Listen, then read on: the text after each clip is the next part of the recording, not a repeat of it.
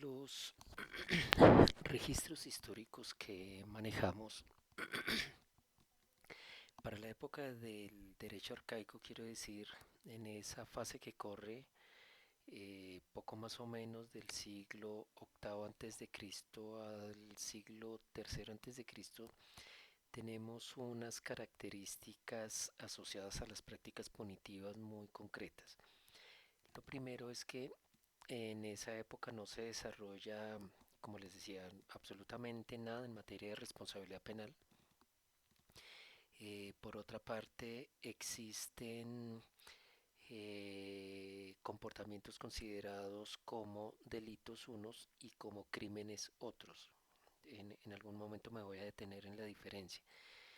De la misma forma, encontramos un abanico de penas muy caracterizado por eh, una, por la violencia particularmente. Pero también nos interesa advertir que son penas que se ejecutan a cielo abierto, por un lado, y por otro, que son penas que no tienen un criterio, digamos, una racionalidad que implique que dado cierto comportamiento le debe corresponder una cierta tipología de sanción, sino que encontramos unas alteraciones más o menos considerables en cuanto a la intensidad de las sanciones, es decir, no existe un criterio sistematizador que diga que a cierto tipo de comportamiento le corresponde cierto tipo de pena. De la misma manera encontramos que las penas tienen un valor semiótico, es decir, una implicancia representativa muy fuerte, en donde se mezclan elementos teológicos con elementos políticos, con elementos morales quizá, más no jurídicos, es decir, no tenemos un tratamiento jurídico de las penas. Entonces, tratando de ponerle un poco de orden, puedo decirles que en aquella época se distinguía el concepto de delito y el concepto de crimen. Lo primero que se advierte es que los delitos son ilícitos privados y los delitos se cuentan casi que con los dedos de una mano, que tenemos el furtum en su acepción latina, que equivale al hurto, poco más o menos, en unas variables como por ejemplo el furtum manifestum, que hoy en día equivaldría al hurto en flagrancia, el furtum nec manifestum, que sería pues hoy en día el hurto no flagrante, el furtum oblatum y el furtum conceptum, que esto sí, pues el furtum oblatum básicamente corresponde hoy en día a lo que conocemos como el atenuante en el delito de hurto como hurto entre condueños. El furtum oblatum sí fue una figura que desapareció, que básicamente consistía en que la persona que señalaba a alguien como autor del furtum debía ser conducido en presencia del administrador de justicia, que era el pretor. El pretor era poco más o menos lo que hoy en día equivaldría a un fiscal. En su presencia se ordenaba y en la casa de la persona señalada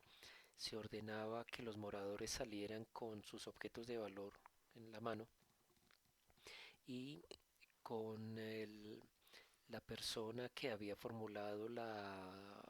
denuncia se le entregaba un plato llamado conceptum con el cual debía ingresar en la casa y era con la casa vacía desde luego y debía salir con el objeto hurtado ahí en el plato, en el concepto y exhibirlo. También teníamos el delito de damnum, mmm, que podríamos decir que de alguna manera corresponde hoy en día con el daño en bien ajeno, sí, pero también hay que tener en cuenta que el damnum en aquella época también implicaba lo que hoy en día conocemos como lesiones personales. Y también tenemos la injuria, que corresponde precisamente con unas variables de injuria, en los términos injuria y calumnia como lo conocemos hoy en día, pero también con unas variables mezcladas del damnum con injuria como el damnum injuria datum, que implicaba combates corpore in corpore con lesiones directas sobre los huesos de los contendores. Eh, no nos interesa tanto la precisión teórica de estos comportamientos, yo les he dado una idea muy general. Básicamente lo que quiero resaltar es que son ilícitos privados, significando que se procesan en términos generales bajo el esquema de la lex Aquilia, o sea, lo que nosotros conocemos y conservamos, practicamos hoy en día como responsabilidad en causa aquiliana, que es esencialmente lo que se ejecuta en un proceso penal tipo Ley 906 de 2004 como incidente de reparación integral. En su equivalente a la Ley 600, el decreto 2700 sería poco más o menos la acción civil y generaba penas asimismo privadas. Las penas eran oscilantes, fundamentalmente eran penas pecuniarias en donde la persona condenada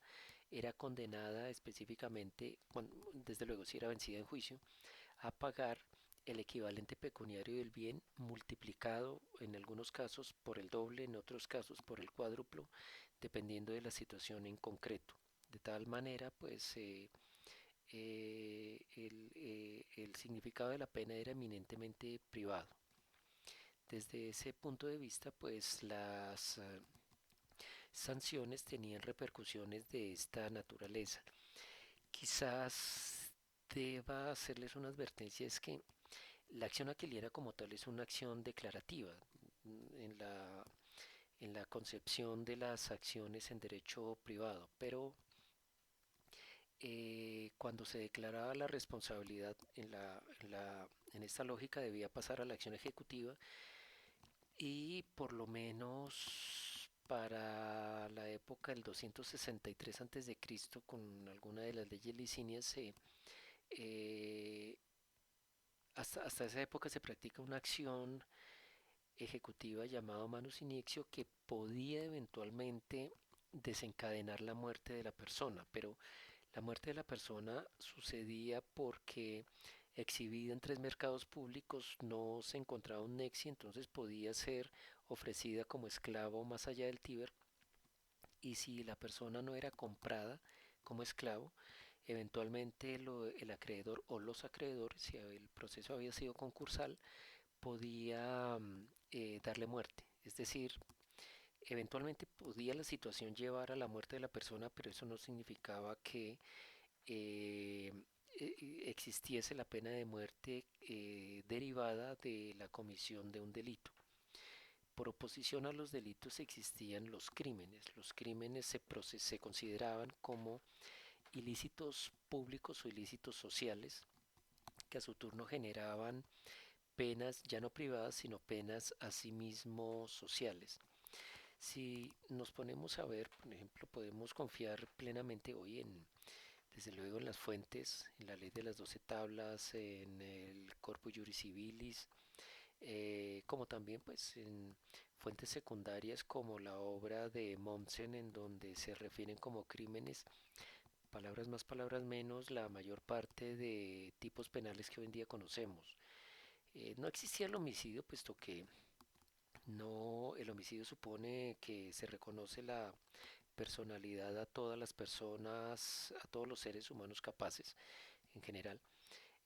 pero existían variables como el parricidio, el uxoricidio, el fratricidio, el parricidio, como formas de criminales de dar muerte a otra persona.